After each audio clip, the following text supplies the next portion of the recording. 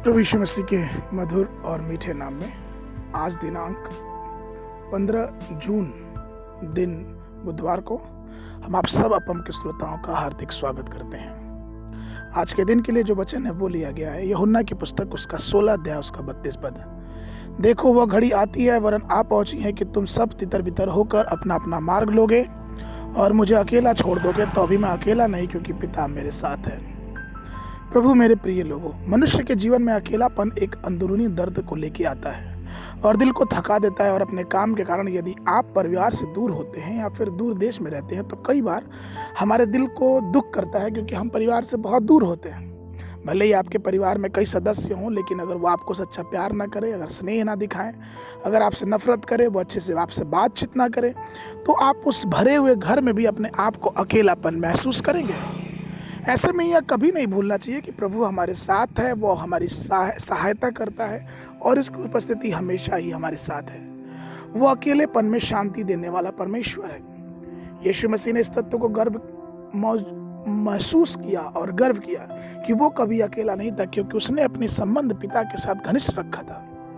हम वचन को पढ़ते हैं, लुक्का में इस बात को खास करके पाते हैं कि जब प्रभु यीशु मसीह जब भी कभी अकेला होता वो पहाड़ पे चला जाता और जाके वहां बैठ के प्रभु के साथ संगति करता और प्रभु से प्रार्थना करता। यहाँ तक कि पवित्र शास्त्र में कहता है कि जब वो क्रूस उठा रहा था तभी भी परमेश्वर उसके साथ था।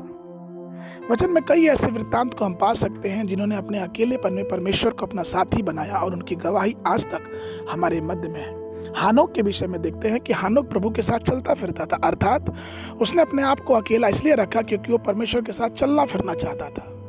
नूह के समय में देखते हैं कि जब सब लोग उसके नाव के खिलाफ थे, फिर भी नूह ने एक नाव बनाई और उस समय के लोग उसको बहुत बुरा भला कहे कि नहीं तुम बहुत बेकार कर रहे हो, कोई बारिश नहीं होती, लेकिन फिर भी नूह ने उन सब बातों को अनदेखा करके अकेलेपन में खड़े होकर उस नाव की रचना की। और वचन को हम पढ़ के हमको समझ में आता है कि परमेश्वर ने किस प्रकार से नूह को और उसके परिवार को उसके आशीषों से बचा लिया।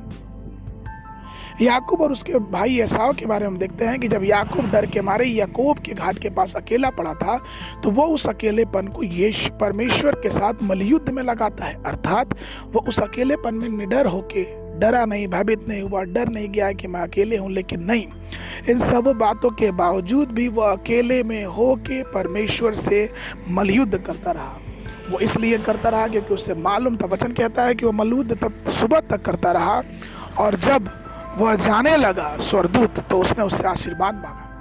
कहने का तात्पर्य है प्रभु के लोगों कि उसने अपने अकेलेपन में परमेश्वर की शांति पाई। प्रभु मेरे प्रिय लोगों, कई बार हम अपने जीवन में अकेले होते हैं, अकेलापन महसूस करते हैं, लेकिन इन सब बातों से डरे नहीं, क्योंकि वो अकेलेपन के क्षणों में भी हमें आशीष देने के लिए, आराम देने के लिए और अपने आप को आशीष देने के लिए, आशीर्वाद देने के लिए हमेशा मौजूद है। इसलिए आइए अपने अकेलेपन में प्रभु विश्वास करें, उससे याद करें, उससे प्रार्थना करें और उससे मांगे, क्योंकि वो उल्लास से देने वाला परमेश्वर है। आज के वचन के लिए जो पद है वो लिया गया यूहन्ना की पुस्तक उसका 14 उसका 18 पद। मैं तुम्हें अनाथ न छोड़ूंगा, मैं तुम्हारे पास आता हूँ। बाइबल अध्ययन के लिए सुबह के समय नहम्याह की पुस्तक उसका 1, 2, 3 अध्याय, संध्या के समय प्रेरितों के काम उसका 2 अध्याय 1 पद से लेके 21 पद तक। परमेश्वर आप सबको आशीष देने पाए।